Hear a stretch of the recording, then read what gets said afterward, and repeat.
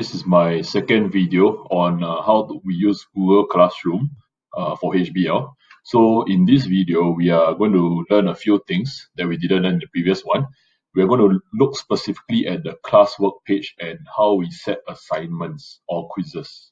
Okay, so our first learning point is to navigate the classwork page.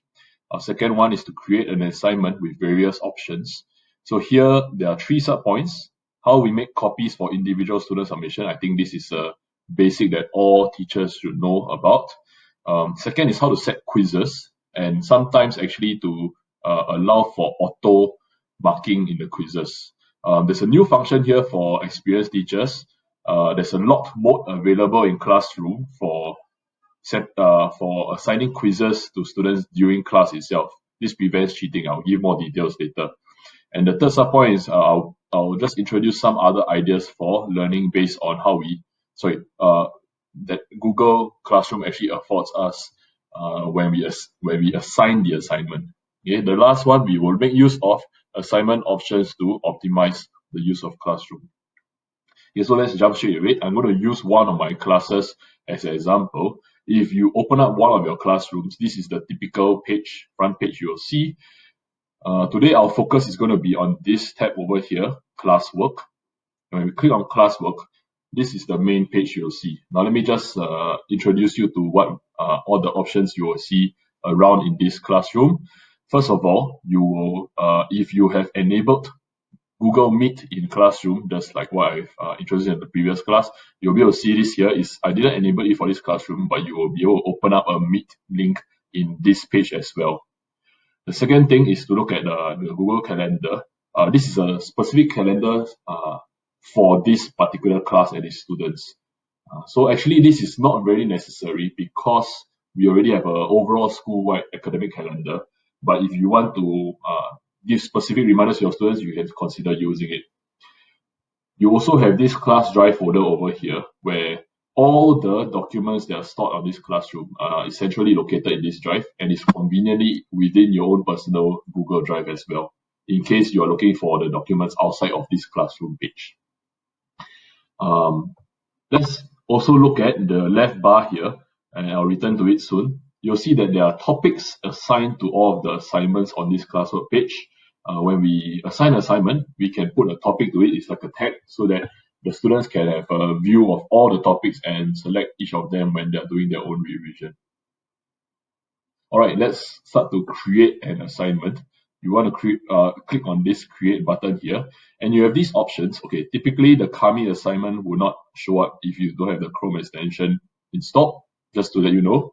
But you can assign a normal assignment, a quiz assignment. I'll go through these two in the next part of the video, but let me just cover assigning a question. So I think this is quite useful for an exit pass. Okay, so before the students actually leave your lesson, they can actually fill up this, answer this question so that you know that you can roughly assess their learning in a very quick way. So maybe I can just ask a simple question: what have you learned?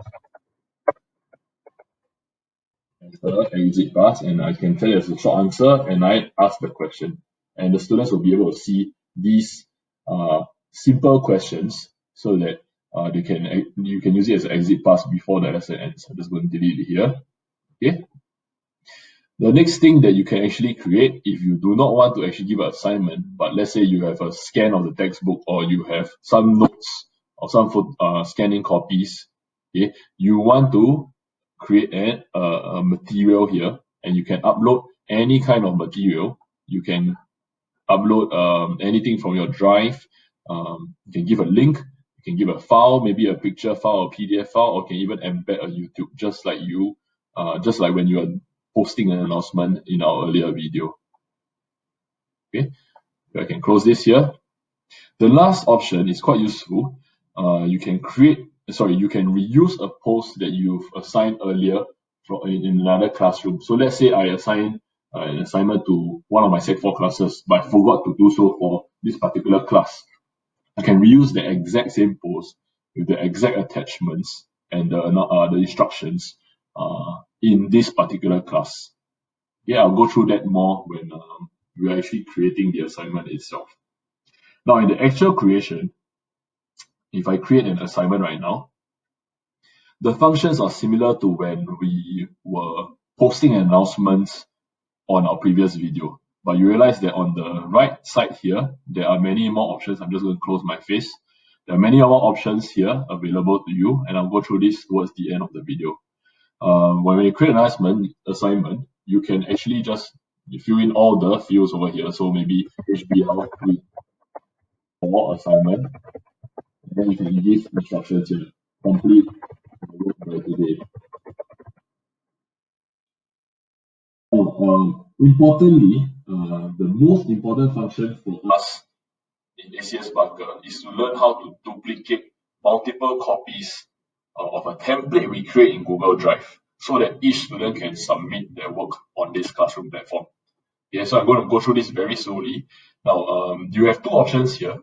You can either add an existing template you already have, or you can create a completely new document so that all the students can access it. So for the sake of this video, I'm going to do both for you to see. So I'm going to add an existing template I already have. So if I add from Google Drive, I'm going to select one of the templates I already have assigned to the student. So let's say I created this template for the students. I'm just going to show it to you on the screen here. When you create a Google document, you can create this base template so that you have fields for students to fill in, so that when you actually assign this Google document to your students, they can actually have their own individual copies. So now that we've seen the template, the most important thing here is to choose the options from the drop-down box. Okay, so let me just go through these options one by one. The first one is students can view file. They can in no way edit the file. So this is not particularly useful when we are teaching our students, unless you have a specific piece of work that you do not want them to edit. Maybe it's another student's work that you do not want them to edit, but you want them to take a look at. So this is the option that you want to choose. The second option is for students to be able to edit files. Now this is more for collaborative learning. So if you assign one document or sheet or slide to all of the students to edit, bear in mind that they can delete each other's edits, but they can also contribute all together in one common document. So this is quite useful for collaborative learning. I'll show you an example later. The last one is the most important. When you make a copy for each student, and this is the one that we usually want to choose for our purposes in the classroom itself. So if I make a copy for each student, Google Classroom will automatically generate a new Google document for each student so that they can edit and submit it to you separately. And you do not have to worry about them deleting their classmates' work or making unwanted edits on each other's work. So this is best for subjects that require essay questions, like the one that I've just posted. So some subjects they might want to consider using this function are the mother tongue, the humans, and the EL department. And these Google documents, the copies that you make for each student can be marked and edited on the classroom platform individually. Now I'm going to show you an example of an essay question template and individual student submission. So here, if I go back to my main page now, I actually assigned my students this assignment yesterday. Okay, I asked them to watch video links. I asked them to open up this Google document and submit this Google document at the end. And I asked them to actually ask me questions on Flipgrid if they want to, but I'm not going to go into that. When I open up this page, and I can view the assignment here, it will bring me into this page where I can see all my individual student submissions. So I can see that Aiden has done his work, Kenneth and Benjamin all have done it and turned in their work actually. If I forgot what instructions I gave them, I can always go to the top and actually select instructions here for them to actually for me to recap what instructions I gave. Okay. Note that I actually include a rubric here. This is just a teaser. If you want to know more, just let me know and I'll create another video for it. Now, for this student work, I can easily access all of their work here. So if I click on Aiden's particular submitted work, I'll be able to see the answer he gave me on this Google Classroom screen. Okay, I can see that he filled in all the fields over here in the template that I created for him. And this page is quite useful. I can easily give him a grade here. If I create a rubric, I can actually select one of the points and then actually decide that I want to give him this particular point here. Okay, so this is how you can mark your students' work on each individual submission. To toggle between students' work, you do not necessarily have to go back to the main page over here, but rather from one student's open submission, you can actually choose this drop down box here and just go to any other student's work that you want to mark. Okay. Alternatively, if you want to go in order, you can always select this arrow, next, next, next, and then you can see what the other students work and mark them very easily. I feel that this is one of the most useful functions of Google Classroom, and it makes marking a lot easier. And I don't have to flip the page or any other thing that I usually do in normal everyday marking. Now, how do I give comments to my student? Okay, so there are a few options. The first option that I want to highlight is to actually use suggesting mode. So if I go to this button here, I make sure that I'm not editing the document directly because the student will think that is his work. But I want to click suggesting mode. So if I click suggesting mode, and let's say I type in a new suggestion here, okay,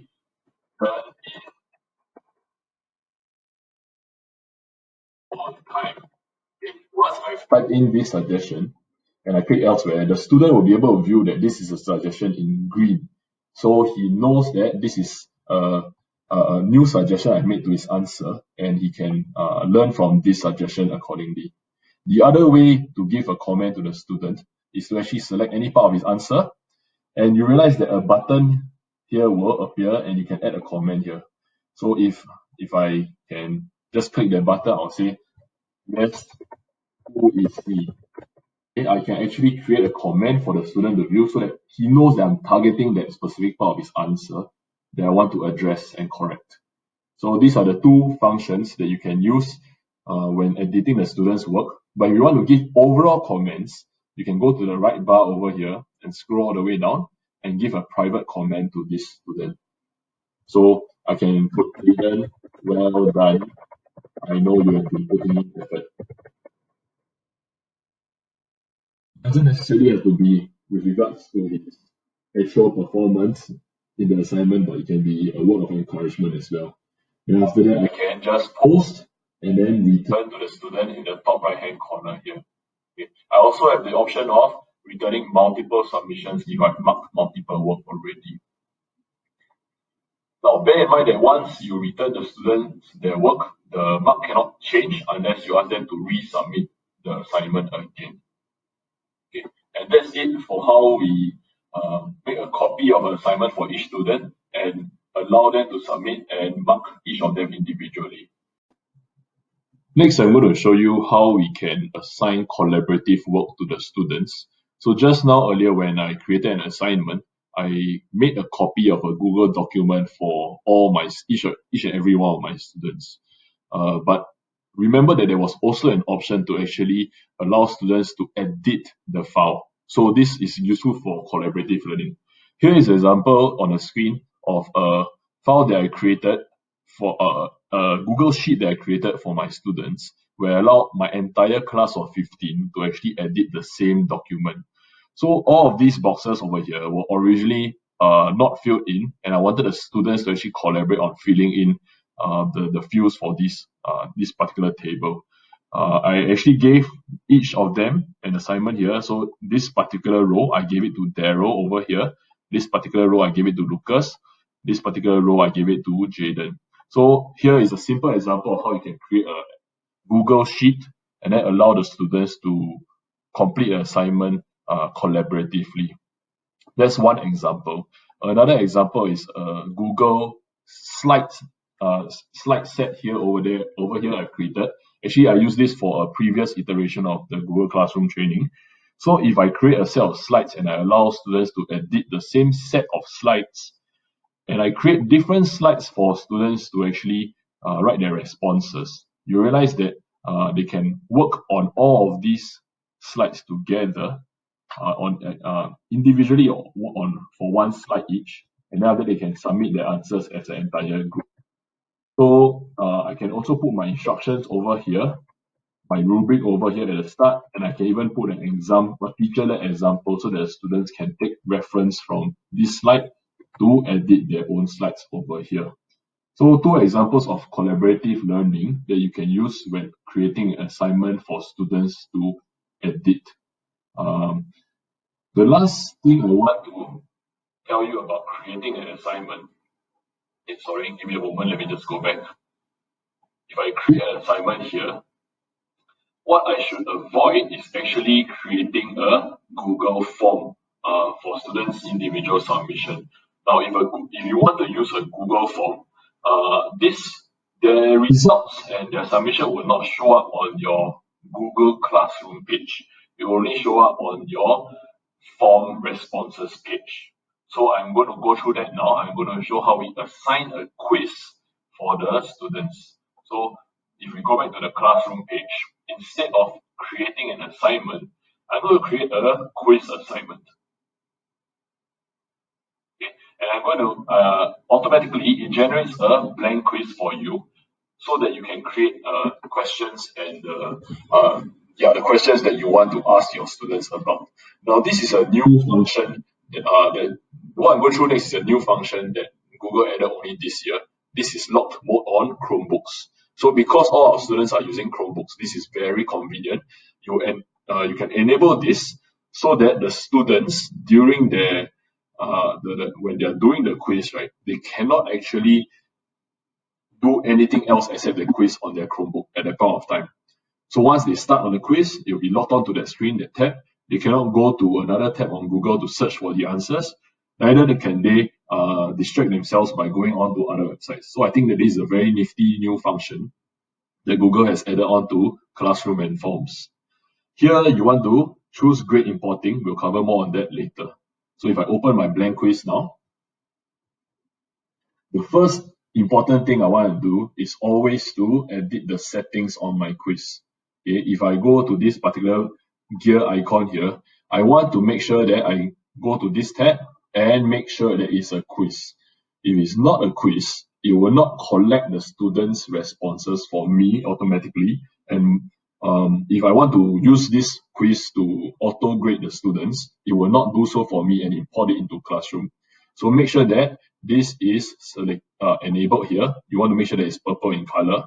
And if I haven't already done so, I want to select lock mode here, where respondents aren't allowed to open tabs or other applications while taking this quiz. So again, this is another useful function that Google has put into Google Form itself. You can release the grade here. You can make sure that the students can look at all of their the grade that they get from the quiz after they submit it. And you can also allow them to see missed questions, correct answers, and the point values that you've assigned to each particular question. Now that's it for the quiz segment of the settings. Now we want to go into general settings here. I'm going to just go turn off lock mode here.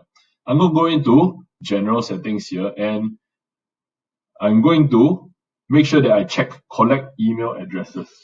Now when I collect email addresses, this auto identifies my students who log into this Google form without needing to create a new question. What is your name? What is your class? What is your index number on the Google form?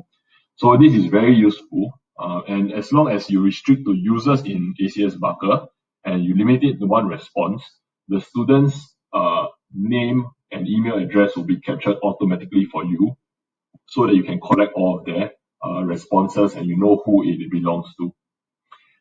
Here, I want to make sure that we do not allow students to edit after submission so that they cannot cheat after they have submitted and heard your answers. Okay. The last one is a bit cut off here. Let me see if I can move this. You can see summary charts and text responses for the students. So after they've submitted, they can see others, how well they did in relation to other classmates within the classroom. Okay. Now, one note here, if you want to select edit after submit, this is useful for self-directed learning or revision. so that if they know that one answer is wrong, they can go back and attempt it again, give the correct answer, so that they actually learn from the experience. Now, the last step I want to go through is presentation here. So there are a few options. You can allow students to view a progress bar. And this one is pretty useful. You can shuffle the question order so that if students are prone to cheating, are prone to looking at each of their classmates' Chromebooks to see the answer, it's a bit harder for them because the questions will be all jumbled up and they don't know what are the answers they don't know that the other students' answers are necessarily correct. So this is quite a useful function. Now, if we go back to the quiz, I believe that you already should know how to create these new questions. It's quite intuitive. If you do not know how to, just let me know and I'll just create another video for you to understand how we set new questions. I'm going to show you an example of a quiz that I actually created for my students. So if I go to this 4A1 Chapter 8 Globalization quiz here, I've created several MCQ questions.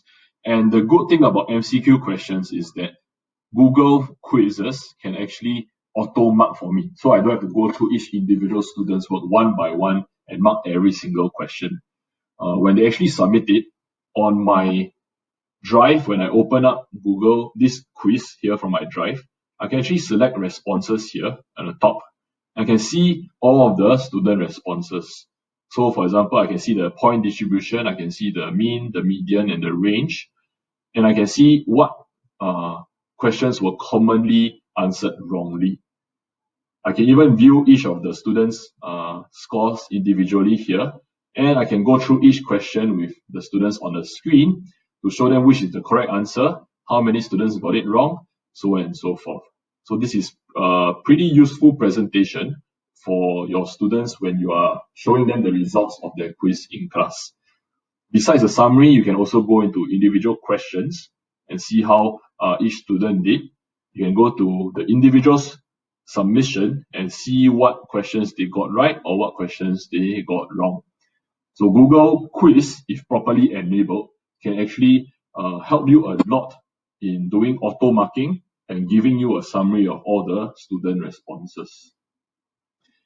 Now, an additional idea I would like to suggest is this impossible to fail quiz. So I generated this for my students when I was on relief and I was not in my class. So the students can actually attempt this quiz, and every time they get a question wrong for one section, they will be directed to a page where there's corrective information. Then it will direct them back to the original section again to put the correct answers so that they cannot move on to the next section unless they get it all correct. So if you want to find out more about this impossible to fail quiz, then you can let me know. This is more for students to do self-directed learning and revision. Now that we've covered all this, let's go back to the main classroom page again.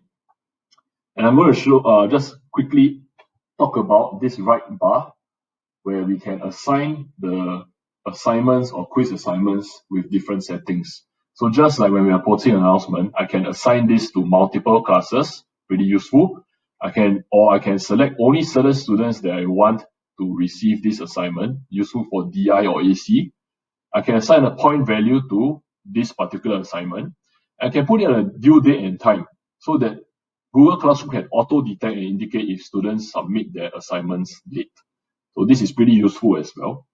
And I can create a topic so that the students can access the different assignments by the different topics in your subject. And finally, I can create a rubric over here. Actually, I already, for a form here, I will not have a rubric, but I can create a rubric so that the students will know exactly what they are being graded on. Essentially, this is the success criteria that you are giving them. Now, when we assign this, same as when we post an announcement, I can either assign it immediately or I can schedule it for later. So for example, if I want the quiz to start only when I walk into the class physically, I can schedule it for the time that I enter the class, or I can save a draft so that I can actually assign it much later. And there you have it. For this video, we have learned how to navigate the classroom page. We learn how to create different assignments with various options, and we learn how to make use of the assignment options to optimize the use of Classroom. If you have any questions, you can just drop me an email or text. I'll try my best to answer your questions. Thank you.